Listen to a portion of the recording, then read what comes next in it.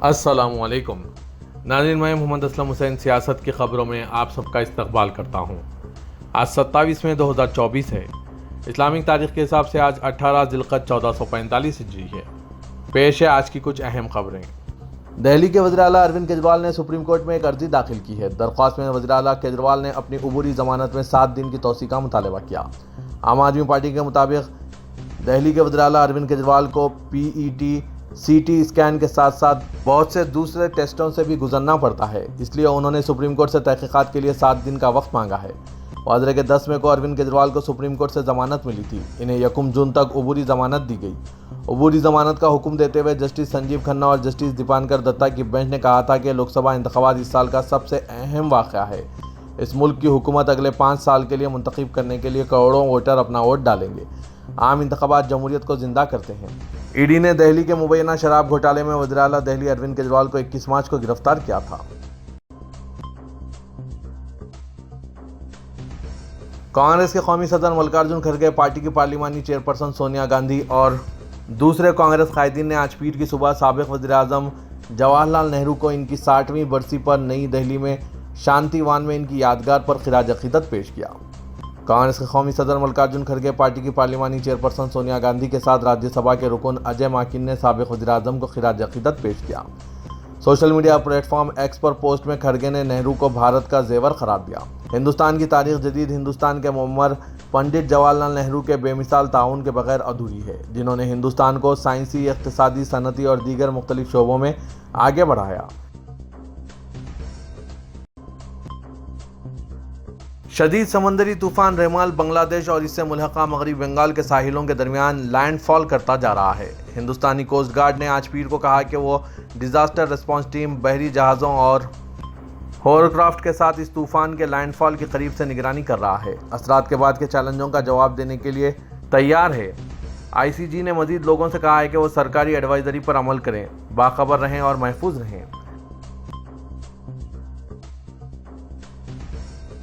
वज़ीर-ए-आज़म नरेंद्र मोदी ने आज पीर की सुबह वादी कश्मीर के अनंतनाग राजौरी लोकसभा हल्के में राय दहिंदगान को मुबारकबाद पेश की, क्योंकि इस साल के आम इंतख़ाबात में पिछले 35 सालों में सबसे ज़्यादा वोट डाले गए हैं। वज़ीर-ए-आज़म नरेंद्र मोदी ने आज पीर की सुबह अपने सोशल मीडिया प्लेटफॉर्म एक्स पर लिखा कि लोकसभा इंतख़ाबात में रिकॉर्ड टर्नआउट के लिए अनंतनाग राजौरी के मेरी बहनों और भाइयों को बहुत ख़ास मुबारक। इनकी पुरजोश शिरकत इनके जमहूरी जज्बे का एक मुतहरिक सबूत पेश करती है।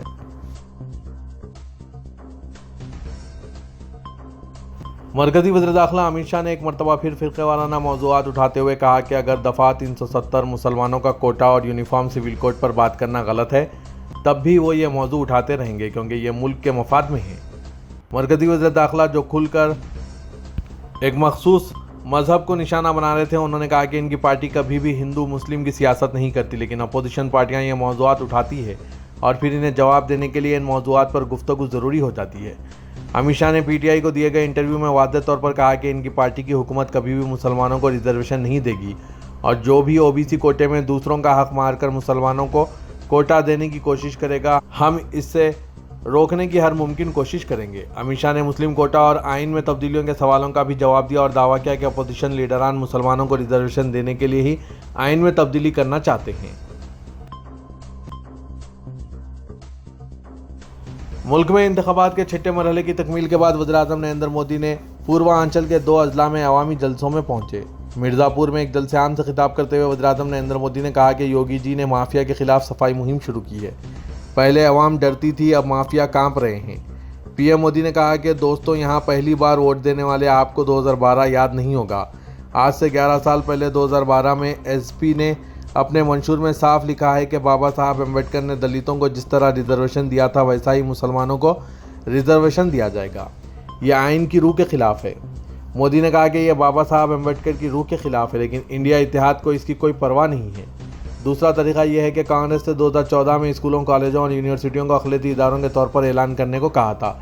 इसके लिए कांग्रेस पार्टी ने एक के बाद दीगर हज़ारों तालीमी इदारों को इंस्टीट्यूट करार दे दिया और इससे कबल SC, ST और OBC की फराहमी को मुकम्मल तौर पर ख़त्म कर दिया।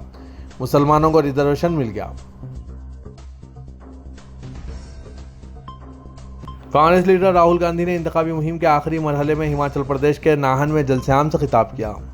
इस मौके पर खिताब करते हुए راہل گاندھی نے وزیراعظم نریندر مودی پر شدید تنقیدیں کی اور ان کے پرماتوا والے بیان کے حوالے سے شدید طریقے سے نشانہ بنایا۔ راہل نے کہا وزیراعظم نریندر مودی وہ واحد شخص ہیں جن کا پرماتما سے ڈائریکٹ کنیکشن ہے۔ راہل گاندھی نے کہا کہ اس بات پر چمچے کہتے ہیں کہ واہ مودی جی نے کیا بڑی بات بول دی، جبکہ حقیقت یہ ہے کہ یہ تمام بیانات لامعنی ہیں، ان میں کوئی دم نہیں ہے، صرف عوام کو گمراہ کرنے کی کوشش کی جا رہی ہے۔ اس موقع پر ایک بار پھر راہل گاندھی نے وزیراعظم نریندر مودی کا انٹرویو لینے والے صحافیوں کو مشکل سوال نہ پوچھنے پر چمچہ قرار دیا۔ ناظرین، راہل گاندھی کے خیالات پر آپ کی کیا رائے ہے؟ کیا آپ بھی گودی میڈیا کو ان کا چمچہ کہتے ہیں؟ اپنے خیالات کمنٹ باکس میں ضرور تحریر کیجیے گا۔ عام آدمی پارٹی کے راجیہ سبھا رکن پارلیمنٹ سنجے سنگھ نے وزیراعظم نریندر مودی کو نشانہ بنایا۔ انہوں نے کہا کہ وزیراعظم نریندر مودی کی زبان کا معیار مسلسل گھٹتا جا رہا ہے، ان کی زبان شکست کی مایوسی والی ہے اور وہ بوکھلاہٹ کا شکار ہو گئے ہیں۔ سنجے سنگھ نے کہا کہ نریندر مودی مٹن، مدرسہ، مغل، مچھلی، منگل سوتر کی بات کر رہے ہیں، لیکن ہفتے کو انہوں نے تمام حدیں پار کر دی اور لفظ مجرا استعمال کیا۔ انہوں نے کہا کہ ہم سب جانتے ہیں کہ کون سی حکومت سرمایہ داروں کی دھن پر ناچتی ہے، سب جانتے ہیں کہ ملک کی موجودہ حکومت کس طرح سرمایہ داروں کے کہنے پر ناچ نچتی ہے۔ انہوں نے کہا کہ وزیراعظم نریندر مودی نے گزشتہ روز اپوزیشن کے لیے مجرا کا لفظ استعمال کیا۔ میں وزیراعظم مودی کو بتانا چاہتا ہوں کہ آپ الیکشن ہار رہے ہیں، بری طرح ہار رہے ہیں، جیسے جیسے وقت گزر رہا ہے آپ خود کو ملک کے سامنے بے نقاب کر رہے ہیں۔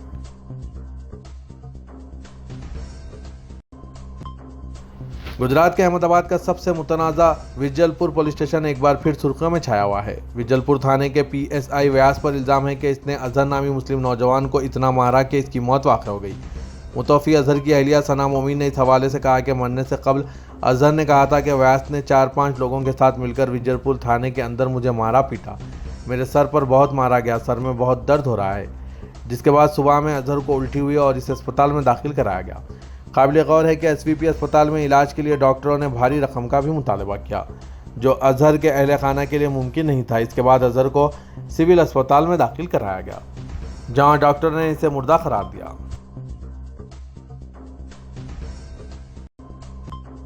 راجستھان میں مسلمانوں کے خلاف نفرت انگیز تقریر پر وزیراعظم نریندر مودی کے خلاف ذاتی شکایت درج کرائی گئی ہے۔ بنگلورو میں مقیم ایک انجینئر اور انسانی حقوق کے کارکن ضیاء الرحمان نعمانی نے چیف میٹروپولیٹن مجسٹریٹ کورٹ کی رجسٹری میں شکایت درج کرائی، جسے 28 مئی کو سماعت کے لیے درج کیا گیا ہے۔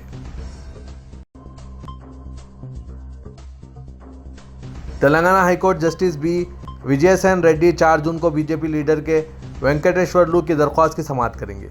درخواست میں special judicial first class magistrate برائے ایکسائز کیس کو ہدایت دینے کی اپیل کی گئی کہ وہ چیف منسٹر تلنگانہ ریونت ریڈی کے خلاف شکایت کا جائزہ لیں۔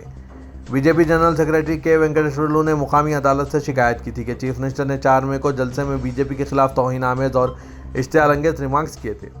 وزیر اعلیٰ نے کہا تھا کہ بی جے پی حکومت میں آنے پر دستور اور تحفظات کو ختم کر دے گی۔ جسٹس وجے سین ریڈی نے public prosecutor be Nageswara Rao کو ہدایت دی کہ مقامی عدالت کے خانگی شکایتوں کا جائزہ لینے کے طریقہ کار سے واقف کرائیں۔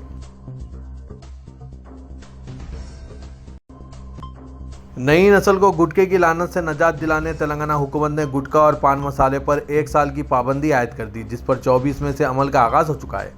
کمشنر فوڈ سیفٹی سے جاری احکامات کے مطابق گٹکا اور پان مسالے کی تیاری، ذخیرہ، تقسیم، ٹرانسپورٹیشن اور فروخت پر امتناع عائد کیا گیا، جس کی تیاری میں تمباکو اور نکوٹین کا استعمال کیا جاتا ہے۔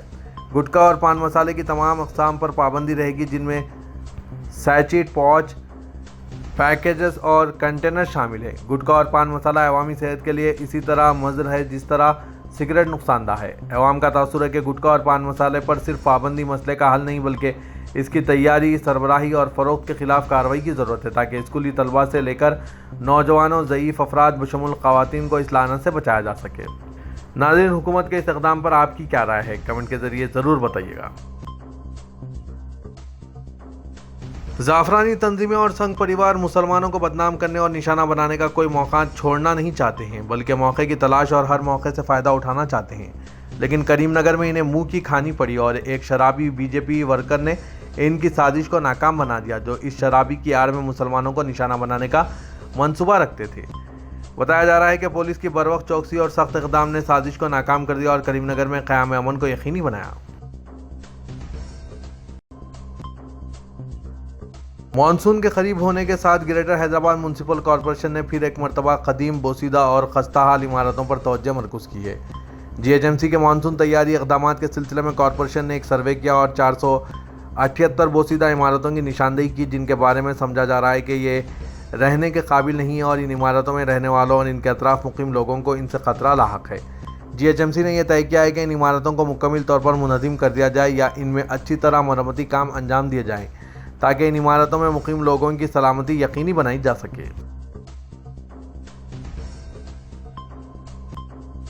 بی آر ایس کے کارگزار صدر و سابق وزیر تارک راما راؤ نے الزام عائد کیا کہ کانگریس حکومت کی جانب سے باریک چاول کی خرید و فروخت میں 1000 کروڑ روپے کا اسکیم کیا گیا ہے۔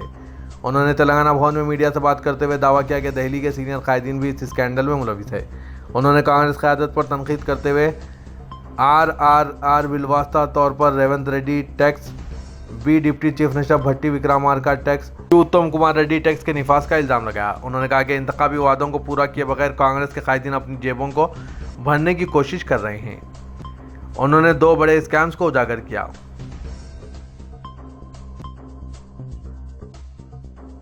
تیلگو فلموں کے معروف اداکار ننداموری بالا کرشنا نے تلنگانہ کے وزیراعلیٰ ریونت ریڈی سے ان کی رہائش گاہ پر خیر سگالی ملاقات کی۔ بالا کرشنا کے ساتھ بسوا تارکم کینسر اسپتال ٹرسٹ کے ممبران اور دیگر افراد موجود تھے۔ اس موقع پر انہوں نے چیف منسٹر سے مختلف امور پر بات چیت کی۔ آندھرا پردیش میں اسمبلی اور لوک سبھا انتخابات کے ووٹوں کی گنتی سے قبل بالا کرشنا کی چیف منسٹر سے ملاقات کو کافی اہمیت دی جا رہی ہے۔ وزیراعلیٰ ریونت ریڈی نے گزشتہ ہفتے کہا تھا کہ وہ بین ریاستی تنازعات و مسائل حل کرنے کے لیے آندھرا پردیش کی نئی حکومت کے ساتھ بات چیت کے خواہاں ہیں۔ یہاں یہ بات قابل ذکر ہے کہ تلنگانہ کے وزیراعلیٰ کا چارج سنبھالنے کے بعد بالا کرشنا نے دوسری بار ریونت ریڈی سے ملاقات کی۔ اس سے قبل انہوں نے گزشتہ سال دسمبر میں سیکریٹریٹ پہنچ کر ریونت ریڈی سے ملاقات کی تھی۔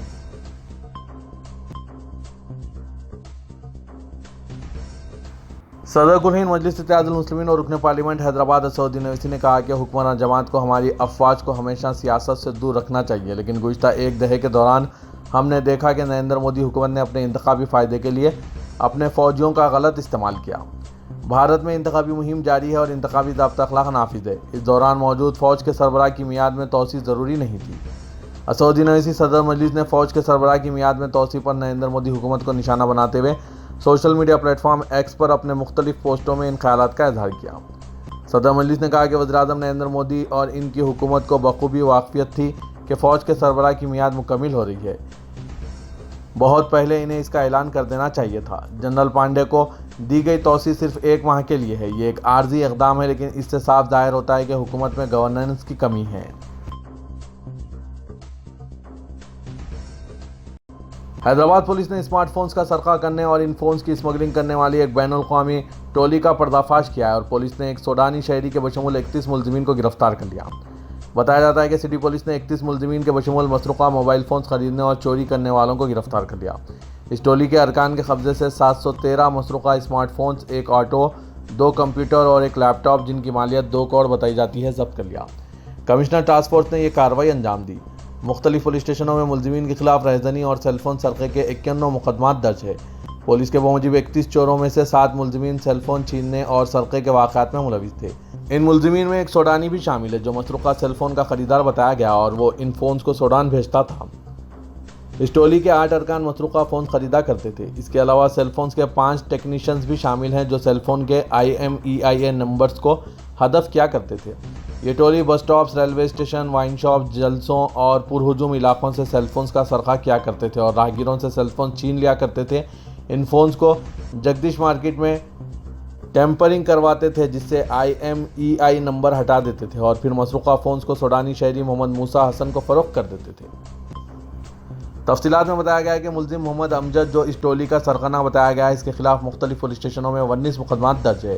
ایک اور ملزم محمد ارباز خان کے خلاف بیگم بازار پولیس اسٹیشن میں مقدمات درج ہے۔ محمد ارشد محی الدین کے خلاف چادر گھاٹ PS میں 1 مقدمہ درج ہے۔ محمد نذیر الدین کے خلاف مشیرآباد PS میں 1 مقدمہ درج ہے۔ ملزم مہاویر جین کے خلاف 3 مقدمات درج ہے۔